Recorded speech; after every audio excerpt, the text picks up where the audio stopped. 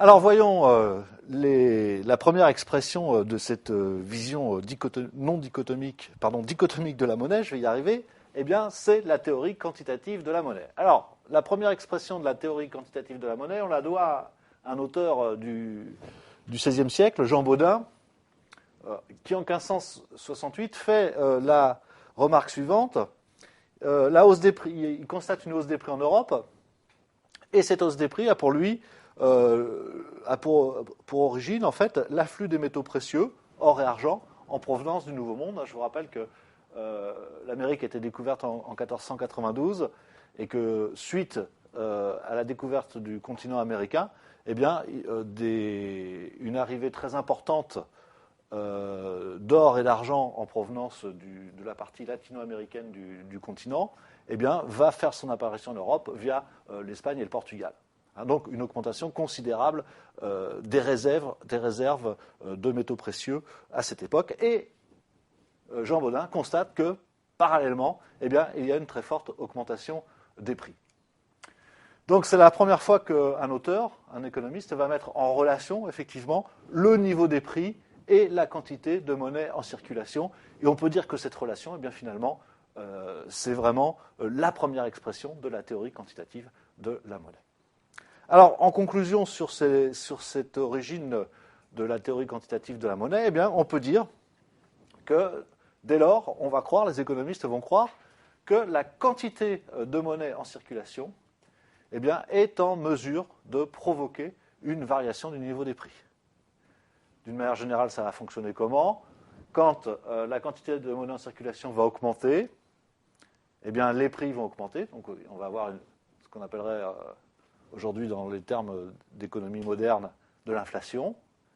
Et au contraire, si la quantité de monnaie diminue, eh bien, on devrait avoir une baisse des prix, ce qu'on appellerait, nous, une déflation.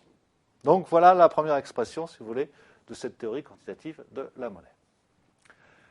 Alors, par contre, évidemment, on ne met pas de relation, c'est le principal apport de cette vision non dichotomique de la monnaie, on ne met pas en relation le niveau de production et la variation de la quantité de monnaie. Autrement dit, la monnaie va être totalement neutre sur le développement ou non d'une production économique supplémentaire. Alors, la véritable formulation de la théorie quantitative de la monnaie, elle n'arrive que très tardivement, puisqu'elle arrive au début du XXe siècle avec un économiste qui s'appelle Irving Fisher et qui va sortir l'équation de la théorie quantitative de la monnaie que l'on appelle l'équation d'Irving Fisher. MV égale PT. Alors, qu'est-ce que ça veut dire que cette équation ? Alors, M est égal à la quantité de monnaie en circulation. C'est ce qu'on a appelé, nous, la masse monétaire. Donc, M va être multiplié à V, V qui est égal à la vitesse de circulation de la monnaie. On va voir un petit peu plus loin à quoi correspond cette vitesse de circulation de la monnaie. Donc, quand on multiplie une quantité de monnaie par sa vitesse de circulation, eh bien, on a, pour égalité, PT, c'est-à-dire P, le niveau des prix, et T, le nombre de transactions dans le système économique à un moment donné.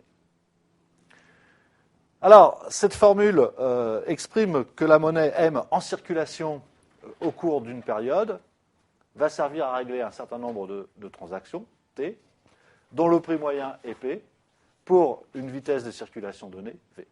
Voilà comment on peut exprimer, si vous voulez, cette équation d'une manière littéraire. Alors, la vitesse de circulation de la monnaie constante sur le court terme, c'est une hypothèse relativement forte de la théorie de Fisher. Ça veut dire quoi ? D'abord, c'est quoi la vitesse de circulation de la monnaie ? Eh bien, c'est ce qu'on peut appeler le coefficient de rotation de la monnaie. Alors, comment calculer ou approcher ce coefficient de rotation de la monnaie ? Eh bien, par exemple, on peut dire que c'est le total des dépenses sur une période donnée que va diviser le total de la monnaie en circulation.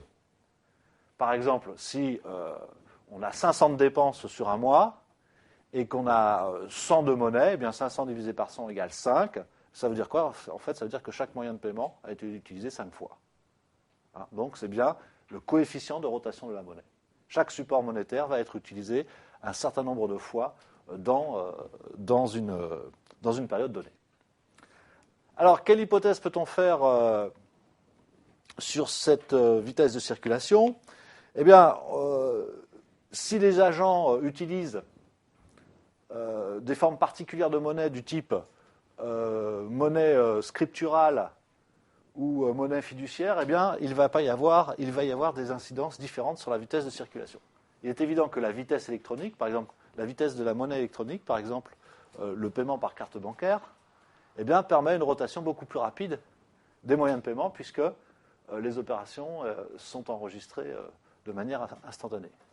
Au contraire, dans une économie où les paiements se font par des billets de banque, essentiellement, eh bien, la vitesse de circulation de la monnaie est plus faible que dans le cas de paiement avec de la monnaie électronique. Hein, donc, on voit que cette vitesse de circulation, elle va dépendre essentiellement de la nature des moyens de paiement. Alors, Fisher, lui, va suggérer que, d'une manière générale, la vitesse de circulation de la monnaie ne va pas varier de manière considérable sur le court terme. Il n'y a aucune raison qu'on constate de grandes variations d'un mois sur l'autre. Il n'y a aucune raison que les agents économiques qui utilisaient des billets de banque, par exemple, utilisent tout d'un coup leur carte bancaire. Si ça se fait, si cette évolution se fait, elle va se faire sur de nombreuses années. Donc cette hypothèse d'une quasi-invariabilité de la vitesse de circulation de la monnaie à court terme est une hypothèse relativement crédible.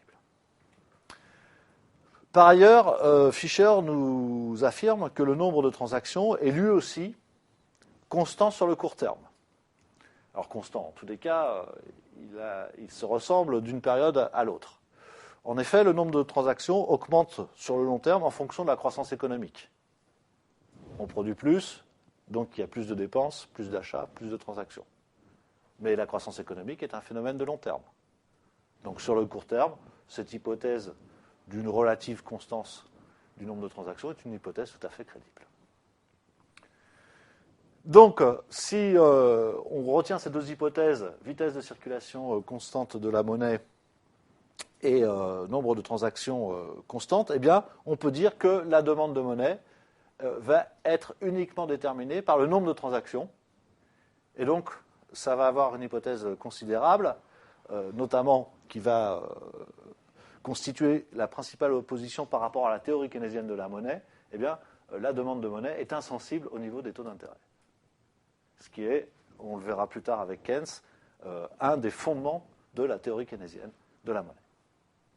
Donc, retenez pour l'instant que la demande de monnaie est déterminée par le nombre de transactions. Ce qui veut dire que si dans l'équation MV égale PT, V est constant et T est constant aussi, eh bien, ça veut dire que M est en relation directe, la masse monétaire est en direction directe avec P, le niveau des prix. Et donc, ce sont la quantité de monnaie et le niveau des prix qui sont étroitement liés. Je vous rappelle que c'est le principal enseignement de la première expression de la théorie quantitative de la monnaie de Jean Bodin. Alors, par exemple, si on double la masse monétaire, donc les moyens de paiement en circulation, P doit lui aussi doubler. Autrement dit, à chaque fois qu'on va augmenter les moyens de paiement en circulation, eh bien, on va constater la même augmentation, l'augmentation proportionnelle du niveau des prix. Dans l'hypothèse, bien évidemment, où cette augmentation des moyens de paiement ne provoque pas une augmentation des biens produits. Hein, rappelez-vous, on est dans une théorie où les phénomènes monétaires et les phénomènes de l'économie réelle sont totalement indépendants. Donc, on ne peut pas supposer que quand les moyens de paiement augmentent, la production augmente. Et alors, dans ces cas-là, si les moyens de paiement augmentent, eh bien, ce sont les prix qui doivent augmenter, puisque les biens en circulation restent constants. Alors, la théorie quantitative de la monnaie donc, pose que ce sont les variations de la masse monétaire qui entraînent le niveau des prix. On pourrait suggérer l'inverse. Nous, on part de l'expression de Fisher qui dit MV égale PT, mais on pourrait dire, mathématiquement d'ailleurs, ce ne serait pas idiot, que PT égale MV. Dans ce cas-là, ça voudrait dire que c'est le niveau des prix qui déterminerait la quantité de monnaie. Hein, attention, chez Fisher, ça fonctionne dans l'autre sens et uniquement dans l'autre sens. C'est-à-dire que c'est la quantité de monnaie qui détermine le niveau des prix. Alors, cette théorie va donc fournir une explication des mouvements du niveau général des prix, donc de l'inflation, hein, et ce sont les quantités de monnaie qui expliquent cette inflation. Ce qui fera dire à Milton Friedman, que nous verrons tout à l'heure, chef de file des monétaristes, que l'inflation est toujours et partout un phénomène monétaire. L'origine de l'inflation, donc, c'est une variation excessive de la quantité de monnaie en circulation. Alors, on peut critiquer les hypothèses et les conclusions de la théorie quantitative, et c'est nécessaire pour comprendre le développement que Milton Friedman va faire de cette théorie quantitative, puisqu'il va reprendre à son compte un certain nombre de ses critiques. C'est aussi nécessaire pour ensuite comprendre la théorie keynésienne de la monnaie qui s'oppose complètement à cette théorie quantitative. Alors d'abord, on peut considérer que les agents économiques ont une certaine liberté d'action pour la détermination de leur encaisse réelle. Ça veut dire quoi, leur encaisse monétaire? Ça veut dire quoi? Ça veut dire que la demande de monnaie des agents, elle n'est pas simplement déterminée par le nombre de transactions qu'ils ont effectuées. Les gens ne demandent pas de la monnaie uniquement parce qu'ils ont des achats à faire ou des dettes à régler. Il peut y avoir une préférence pour la liquidité qui est liée à d'autres motifs, comme va le montrer précisément John Maynard Keynes. Donc, la demande de monnaie n'est pas simplement déterminée par le volume de transactions. Il existe deux autres motifs, le motif de précaution et le motif de spéculation. Autre critique, le revenu nominal ou la production, je vous rappelle qu'en macroéconomie, le revenu de la nation, la production et la dépense, ce sont des grandeurs qui sont tout à fait semblables. Donc le revenu nominal ou la production peuvent être affectés par d'autres facteurs que la quantité de monnaie. Et donc on va voir qu'effectivement, il va falloir prendre en compte l'existence d'autres déterminants. Par ailleurs, certains économistes ont mis en évidence que la vitesse de circulation de la monnaie dans une économie n'est pas constante.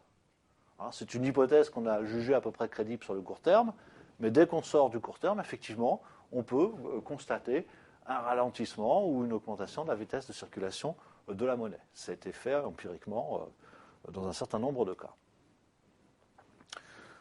Autre critique, il existe ce qu'on appelle un effet d'encaisse réelle qui remet en cause le lien quantité de monnaie et niveau des prix. Alors là, il faut expliquer ce qu'on appelle l'effet d'encaisse réelle, qui porte le nom de son auteur, l'économiste Pigou. Donc on parle d'un effet Pigou. Alors qu'est-ce que l'effet Pigou? Le plus simple, c'est de donner un exemple pour bien vous le faire comprendre. Si les prix baissent, je vous rappelle, donc dans la théorie quantitative, si les prix baissent, normalement, c'est que la quantité de monnaie a baissé. Puisque c'est la mise en rapport entre quantité de monnaie et prix. Donc les prix baissent, ça veut dire que la quantité de monnaie, d'abord, a baissé. Qu'est-ce qui se passe? Si les prix baissent, on peut considérer que le pouvoir d'achat des ménages, il n'y a aucune raison de considérer que les salaires vont baisser, que les revenus vont baisser, les prix baissent. Les revenus restent constants, on ne fait pas d'autre hypothèse, donc le pouvoir d'achat des ménages va augmenter. C'est-à-dire qu'avec le même revenu, les ménages vont pouvoir se payer plus de biens. Donc, si les ménages voient leur pouvoir d'achat augmenter, la richesse des ménages augmente. Si la richesse des ménages augmente, ces ménages vont pouvoir plus dépenser, et notamment plus consommer. Et s'ils consomment plus, ils vont avoir plus de transactions, et s'il y a plus de transactions, il va y avoir plus de monnaie. Donc on vient de démontrer par l'effet Pigou que quand les prix baissent, si les prix baissent, ce n'est pas forcément le résultat ou ce n'est pas lié directement à une baisse de la quantité de monnaie. Au contraire, lorsque les prix baissent, cela peut aboutir à une augmentation de la quantité de monnaie par l'augmentation du nombre de transactions. Donc on arrive à l'effet inverse de ce qui est prévu par la théorie quantitative de la monnaie. Je répète donc cette conclusion, la baisse des prix n'entraîne donc pas nécessairement une baisse de la quantité de monnaie. Et ça fonctionne aussi dans l'autre sens, une augmentation des prix n'entraîne pas nécessairement une augmentation de la quantité de monnaie. Ce qui voudrait dire que l'inflation n'est pas toujours un phénomène monétaire.